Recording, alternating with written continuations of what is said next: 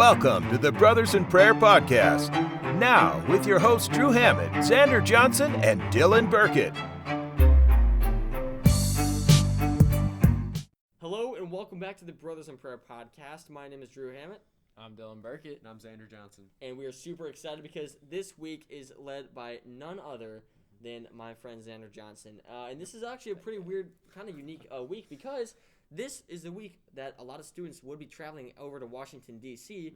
To protest the abortion and the killing of the unborn children. And so it was really kind of bittersweet this year for me because on Snapchat you would always see like the 1 year ago today Snapchat memories of what you were doing. And then I was going through one day and I saw it and I was like, man, dude, like I was out in D.C. This day last year, you know, and so that was a bit hard for me. But Xander, what is kind of your main memory of the Prolife March? Yeah, so one of the best memories I have is just every time we're there, adoration, the Thursday night, the night before the march. Usually you have some speakers and then you'll do adoration, right? That's one of like the best nights of the whole trip because you hear just an amazing testimony from one of the speakers, and it really just you start thinking about what they say, and then you have adoration right after. So whatever thoughts you have, you present to Jesus like right after, and that's like one of the best things. And it usually has me just reflecting on. There's usually like a one or two takeaways I get from it, and it's going through my mind like all night. And then the next day you're kind of thinking about that as you march as well. So that's one of the best takeaways from the whole march. Yeah, Dylan. For me, probably just at the march. So we're sitting there, and we're getting ready to walk, right? And everyone's kind of lined up, and you can't really see much because the crowd is so big. And you line up, and you start walking, and it's right like in between kind of the Capitol building and then the Washington Monument, I think. And you're coming around the first bend. And as you're coming around this bend, it's a big hill all the way up to, I think it goes past the Capitol building. And as you turn that corner, you just see the immense amount of people. And it's almost this overwhelming joy that so many people actually care about this. And you're like not the only one that really is there for it. And it's really cool to see that aspect of it and to just know that everyone else kind of is doing the same thing you are. Yeah. And you're talking about like the hill, obviously, where you go up that hill and you turn around. That's one of the best ones because the first time I went, right, my religion teacher, she said, now everybody pay attention right here. This is the most important part of the march. I'm like, wait, well, we're walking up a hill. And then we get like a little further, and she goes, now everybody turn around. And so it's amazing to look at that. I want to bring something else up too, is the send-off mass, right? In the cathedral in D.C.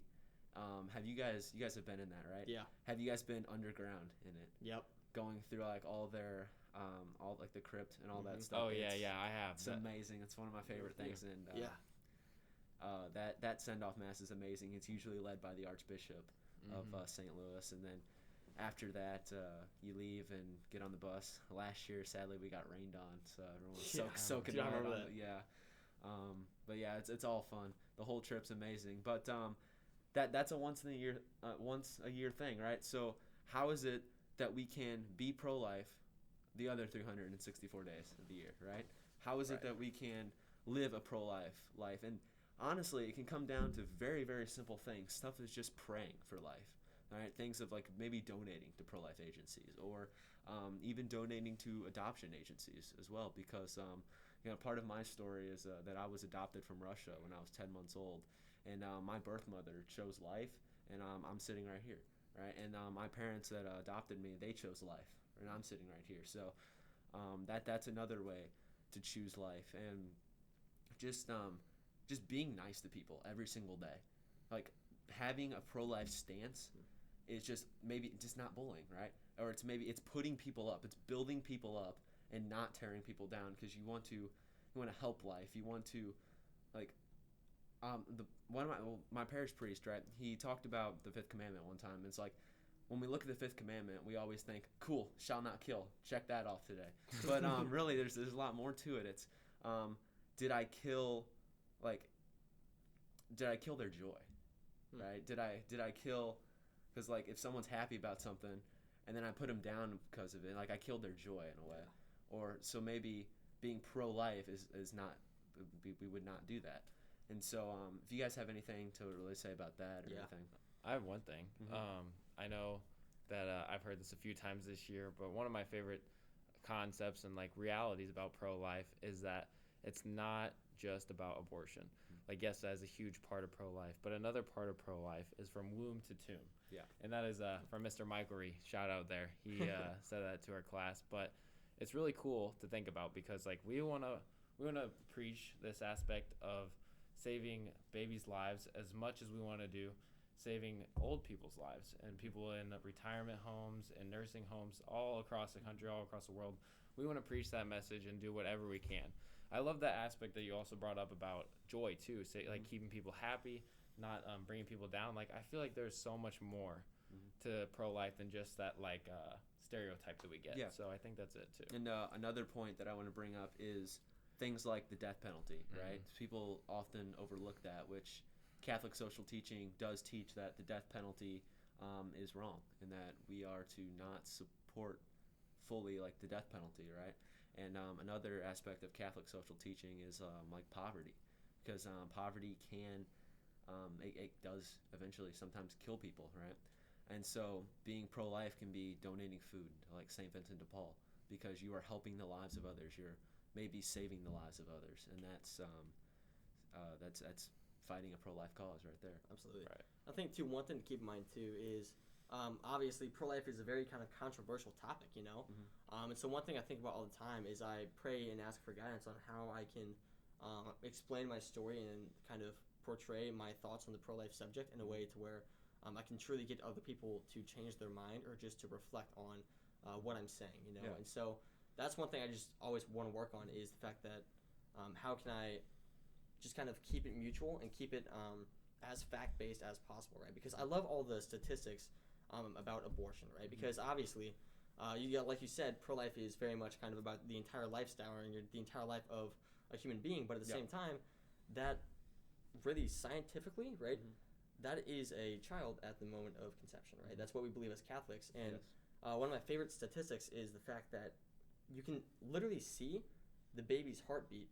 And I don't even know what trimester it is, but it's like week maybe 6. Yeah, it's week like 4. 6 or 8 or It's something crazy. like that. It's earlier than you would think. You can see the baby's heartbeat, right? Yeah. And those babies have nerve endings. And then Abby Johnson, she gave a great testimony a couple years ago at the Pro-Life March where she said, Abby Johnson was the director of Planned Parenthood for a long time, if you didn't know. And she was a clinic director, so she would a lot of times kind of do the paperwork for the clinic. And one time she was requested to go help out with an abortion. She'd never seen one actually happen before. So she did, and she was in charge of holding the ultrasound to give the doctor kind of somewhere to look to kind of reference where the baby is.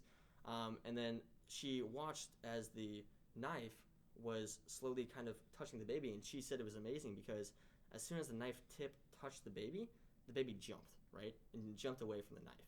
And that means the baby could feel it, right? And to her, that was kind of really eye-opening because she was told that the baby couldn't feel anything, right? The baby had no nerve endings.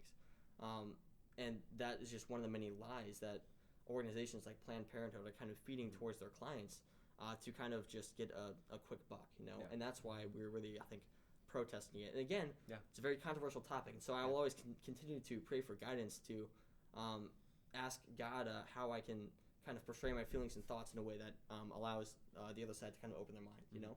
Yeah.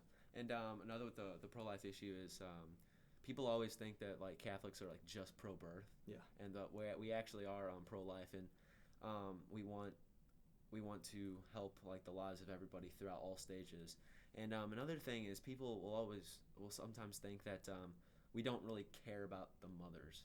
Like that's not true at all, because one of the things that they talked about, I think it was last year at the March for Life, was how we should be caring just as much like for the mother as we do like the child, because there's two lives right there. Yeah. Right. And so they suggested like maybe like saying like a Hail Mary for like any pregnant mothers, because Mary, as like everyone's mother, is just a great person to ask to intercede for your prayer, and just to watch over and guide any mothers. Yeah, I remember one thing that the leader of the pro-life organization said last year when I went was that like they have clinics and stuff for mothers who are indecisive about having an abortion and stuff like that, and their clinics actually help give back to the mothers and help the mothers raise their children who may not be able to afford their children. And I know that there's quite a few of those across the country, but there's always room for improvement, right? Yeah. And I think like looking to donate to places like that and looking to pray for those people who are like risking like their opportunities in their lives to help out these mothers who may be in bad situations with having a child. I think it's really important and cool to pray for them too. Yeah. I think too, one thing that we all need to work on, kind of as a society, is being supportive of those who do have unwanted pregnancies, right? Because a lot of times, especially in your teenage years, if somebody does get pregnant, the immediate response from society and their families is to just almost accuse them of like, oh man, you did something wrong, right? When in reality, we should kind of be like, well, you know what? I think you acknowledge you messed up. Now, how are we going to be here to support you in these hard times? Exactly. It all comes down to like hate the sin, love the sinner. Yeah. Right. And maybe supporting these people, because it's a very, very tough situation. Like at the one of the speakers talked about this, who they work in like a pregnancy center, right? She said like every time it's a very, very like tough situation they're going through, and like sometimes like they already have the thought of like, I messed up, I did something wrong, and so like we can't condemn them, right? We have to build them up, we have to help them, we have to, like, the more support we give them in a positive way, right, like honestly, the more likely they probably are to have the child. Yeah. Right. And so there's a quote that I love with the pro-life cause, and it's from Jeremiah. If I remember it right, it says, before you were formed in your mother's womb, I knew you. Before you were born, I set you apart. And I think that was told, the first time I heard that was right before Adoration, the first time I went on the March for Life. And I was just reflecting on that quote all night. Just how God has like set each and every one of us apart to do like a different thing. Every single person brings like a different quality to the table, like a different thing. And so like God has cared about each and every person's life. And that's honestly one of the best pro-life messages like I've ever heard. Yeah. And it was amazing. I love that part especially that you said. Sorry, I kind of cut you off there, but you're fine. But He knows you before you're even born. Yeah. Like that's awesome. Like God's got all of our names on the palms of His hands. Like He knows all of us before we're even in our mother's womb. Like I remember one of the first things that I was told going through just like what's it called? I forget. But like the school for Catholic people who when you can't go to Catholic school, you go to this place. PSR. That's it. When I would go there, I remember one of the first things like that I learned probably in like first grade was that God actually knew you before you were even born. And I think that's something really cool. Like God knows everyone's life and everyone's story and how everything's going to unfold for them. And I think really pushing that pro-life message is a way of showing one, respect to God, and also love for all of His children. Yeah. Something I want to encourage to every single person watching this. Please, just sometime in your life, if you're a high schooler watching this, it's amazing in high school is to go on the pro-life march. Like seriously, go on the trip. It's one of the best experiences you will have. Like it's amazing, and I sometimes even credit the first trip I went as like the reason I'm still Catholic, because I had such an amazing like faith experience on that trip. Like I'll sometimes say like that's the reason I'm still Catholic. Right. So with that's the message is live a pro-life lifestyle every single day. Like find a way to do it. It can be so simple. It can be just praying for any mothers and anyone who's had abortions and all the lives that have been lost to abortion. So I think that wraps up this podcast, guys. Yeah, love Great it. Job. Awesome. Thank you guys so much for tuning in. St. John Baptist Day of the South. Pray for us. Live Jesus in our hearts forever. See ya.